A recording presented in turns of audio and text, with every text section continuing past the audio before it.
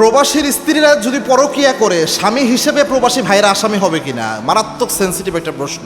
এটা কিন্তু গুরুত্বপূর্ণ একটা বিষয়, একটু মনোযোগ দেওয়ার চেষ্টা করেন। আমি বলছি, দেখেন, একজন স্বামীর যে কয়টা হক রয়েছে স্ত্রীকে দিতে হবে, এই কয়টা হকের মধ্যে একটা হক হচ্ছে 4 মাসের মধ্যে, এটা ওলামা একরামের মধ্যে ওমর রাদিয়াল্লাহু আনহু বিশেষ করে এই নিয়মটা করেছেন, 4 মাসের মধ্যে একবার হলেও আপনার স্ত্রীর সাথে আপনার মিট হতে হবে।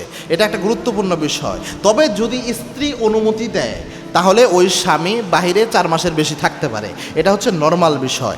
তবে স্ত্রী কিন্তু এটা একটা হক যে তার স্বামী তার সাথে থাকবে, এটা জরুরি একটা বিষয়। এবং কি আল্লাহর হাবিব সাল্লাল্লাহু আলাইহি ওয়াসাল্লাম জানিয়েছেন, কুল্লুকুম রাঈন ওয়া কুল্লুকুম মাসউলুন আন রাইয়াতিহি, তোমরা প্রত্যেকেই দায়িত্বশীল, প্রত্যেকের দায়িত্বের ব্যাপারে আল্লাহ রাব্বুল আলামিন কিয়ামতে জিজ্ঞাসাবাদ করবেন। একজন স্বামীকে আল্লাহ জিজ্ঞাসাবাদ করবেন, স্ত্রীর কি কি হক তুমি দিয়েছো। এজন্য কোনো স্বামী যদি সে প্রবাস জীবনে যায় আর এটার যদি স্ত্রীর অনুমতি থাকে যে আপনি আমার পরিবারের জন্য কষ্ট করে প্রবাস জীবনে যাচ্ছেন, আপনার রক্তকে আপনি ঘাম বানিয়ে টাকা উপার্জন করছেন আমার পরিবারের সুখের জন্য, বাচ্চাদের সুখের জন্য, জান আমি অনুমতি দিলাম, আমি ধৈর্য ধারণ করবো 1 বছর, যদি এটা বলে আর এরপরেও যদি ওই স্ত্রী পরকীয়া করে, 100% ওই স্বামী বেঁচে যাবে। কারণ হচ্ছে ওই স্বামী স্ত্রীর অনুমতি নিয়েছে, স্ত্রীর সায় আছে, যার কারণে সে গিয়েছে। এবং এই মহিলা যে অপরাধ করলো, পুরা দায় এই মহিলার উপর বর্তাবে।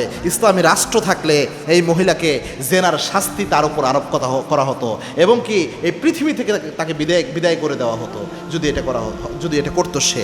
2 নাম্বার, যদি এমনটা হয় যে কোনো স্বামী কোনো স্ত্রীর অনুমতির প্রয়োজন মনে করে নাই, সে বিয়ে করে কোনো রকম স্ত্রী একটা রেখে 5 বছর, 6 বছর, 8 বছর, 10 বছর পরে বাসায় ফিরেছে, এরকম ফোনও আমি পেয়েছি। যদি এরকমটা হয় যে স্ত্রীর কোনো অনুমতি নেয় নাই এবং কি অনায়াসে একদম বেখেয়াল এইভাবে সে স্ত্রীকে ফালাইয়া রাখছে, তো এই স্ত্রী যদি অপরাধ করে, গুনাহ করে, জেনা করে, পরকীয়া করে, এই স্ত্রীর যে গুনাহ হয় 1 ভাগ তার স্বামীর আমলনামায় পৌঁছাবে, কেননা তার স্বামীর দায়িত্ব এটা। এবং আল্লাহর হাবিব জানিয়েছেন যে দায়িত্বের ব্যাপারে আল্লাহ জিজ্ঞাসাবাদ করবেন। আল্লাহ আমাদের বুঝার তৌফিক দান করুন, আল্লাহুম্মা আমিন।